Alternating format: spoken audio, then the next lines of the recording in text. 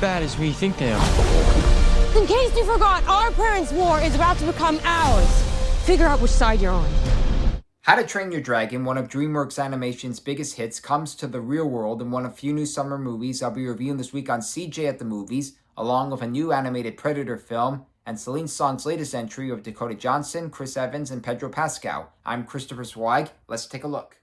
Fans of the original animated trilogy, which was based on a book series, know the story of how the Vikings are always defending their island of Berk from dragons who ransack their village and take their livestock. The young would-be hero Hiccup, now played by Mason Thames, wants to prove his worth by capturing a dragon species known as a Night Fury, which was considered to be uncatchable. I have to kill you. I will, because I'm a Viking. Hear that? I'm a Viking!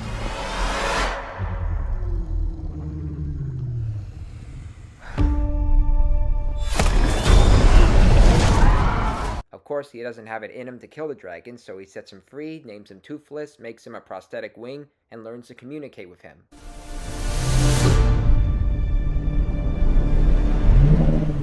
Gerard Butler also reprises his animated role of Hiccup's father Stoic the Vast, who is also the chief of Berk and is ambitious to find the dragon's nest. This How to Train Your Dragon remake was once again directed by Dean DuBois, who also co-created the animated trilogy with Chris Sanders. He does an effective job of making the humans and dragons resemble their animated counterparts, but the story is too predictable. It barely tries anything different, and it basically just adds 30 minutes to what was originally 100 minutes. The director admitted it was okay to prefer the animated version, and each movie had a sense of awe, a sense of humor, and a sense of discovery, but the real world just copies them. Our next movie is Materialists, the latest movie from Celine Song, who also made the Oscar-nominated romantic drama Past Lives. This one is more of a rom-com, but not your typical one. Dakota Johnson plays a New York matchmaker who is mostly great at giving her clients perfect spouses, but has yet to find her own romance. I'm trying to settle. I promise you're going to marry the love of your life. Some boys kiss me, some boys hurt. How many marriages are you responsible for now, Lucy? 9. If the girl asks for a call, drink of water, 'Cause the boy with a salary over 500 grand, always Mr. Right. you deliver. You're the matchmaker. You want a drink? Sure. Coke and beer. That's Pedro Pascal as that handsome rich guy, and Chris Evans plays her ex, who is also trying to get back on his feet with his employment at a wedding catering business. And both of them are potential love interests of Johnson. How much is this apartment? 12 million. Not gonna marry him, are you? Why not? Because he's good looking and rich. Probably doesn't have roommates. Is that my charger? When I see your face, I see wrinkles and children that look like you. So where does that leave us? Materialist doesn't delve deeply into both the girls' relationships, but it does give us good details on both sides, which I won't spoil for you. We mostly take from the perspectives of Johnson and Evans, and they're reminiscent on any couple who are broken up and might get back together again. But there are also different aspects regarding Johnson's job, including a client whose date was abusive towards her, and she nearly gives up on love. Song caters to no formulas, but what life has to offer, and it's often funny and sweet here. Okay, while How to Train Your Dragon goes to the real world, this Predator franchise comes to the animated world. Predator Killer of Killers, our next movie, is another made-for-Hulu entry, but I think this one should have gone to theaters because the stylized animation, fights, and characters makes this a non-stop thrill ride. It begins as an anthology with 3 characters fighting different kinds of predators in different time periods, and it ends with what is considered to be a tournament of champions. The 3 humans consist of a Viking, a ninja from feudal Japan, and a World War II pilot. You're not hearing me! There's something else up in the sky,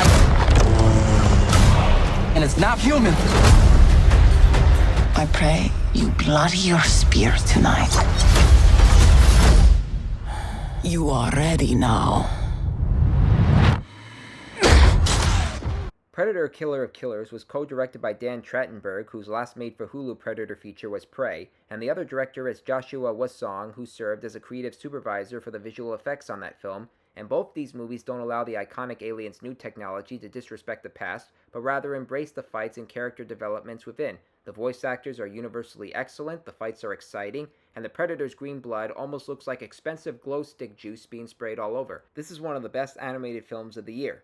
Next up, Dangerous Animals, and unlike most of the shark movies I've seen or skipped lately, this one works, but in the analogy of Jaws and Silence of the Lambs having a baby, and it would definitely be the spawn of Satan. One thing we need to take care of.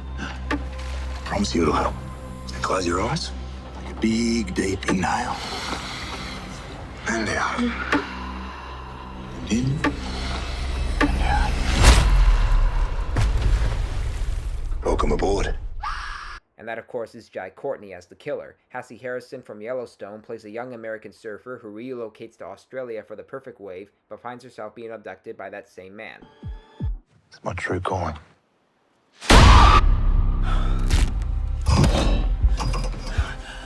What is this? Where are we? We're on his boat. Whose boat? I don't think you want to know. He makes his own torture porn with a VHS camera as he takes his victims out in the open water and feeds them to sharks. And action!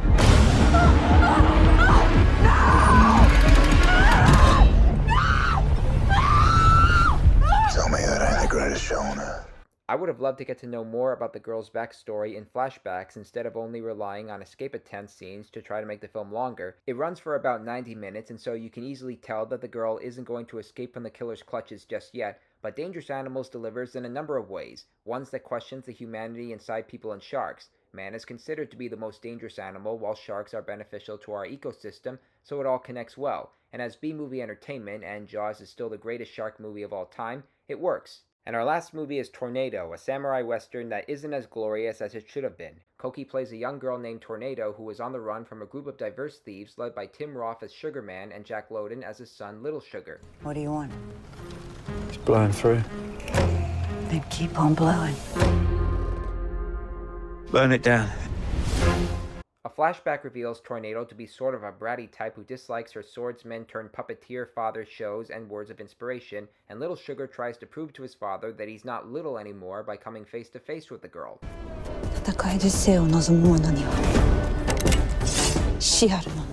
The second half of Tornado is beautifully photographed by Robbie Ryan, and the girl has a better attitude here, which relaxes us a bit, and the film likes to share its passion for both westerns and samurai movies, but it doesn't deeply deal with the subject matters presented here. It also tries to go for the genre of father-son and father-daughter issues, and Roth and Takehiro Hiro as Tornado's father are both nicely acted, but there's very little substance to be presented, and it's more exhausting than truthful. Recapping this week's new movies: thumbs down for How to Train Your Dragon, thumbs up for Materialists, thumbs way up for Predator, Killer of Killers, thumbs up for Dangerous Animals, and thumbs down for Tornado. Well, those are the new movies I'm reviewing this week. I'm Christopher Zweig. Stay safe, and I'll see you at the movies.